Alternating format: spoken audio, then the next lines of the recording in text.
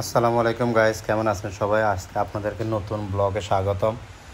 আজকে অনেক দিন পর আমি বাচ্চাদের অনুরোধে পরোটা বানাতে যাচ্ছি।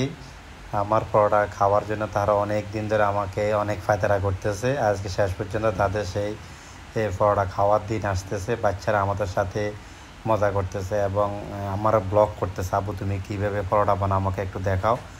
তাই তাদের অনুরোধে আজকে আমি পরোটা বানাচ্ছি। দেখেন, এটা পেঁয়াজের পরোটা বলে। এটা সুন্দর করে ময়দাগুলো সুন্দর করে করতে হবে এবং ফেঁসগুলো সুন্দরভাবে উঠাতে হবে, অনেক পাতলা করতে হবে।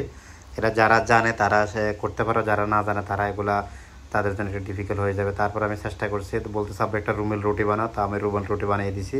পরে বলতেছে পরোটা বানাও, তারপর আমি পরোটা বানিয়ে তাদেরকে প্রেজেন্ট করলাম এবং চেষ্টা করলাম কীভাবে ভালো করা যায়, সে সর্বোচ্চ চেষ্টাটা করলাম। তো সবাই ভিডিওটা কেমন হয়েছে, ভালো হয়েছে কিনা অবশ্যই কমেন্ট করে জানাবেন।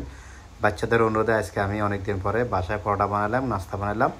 সবাই দোয়া করবেন, অবশ্যই দোয়া করবেন এবং কেমন হয়েছে তাও জানাবেন।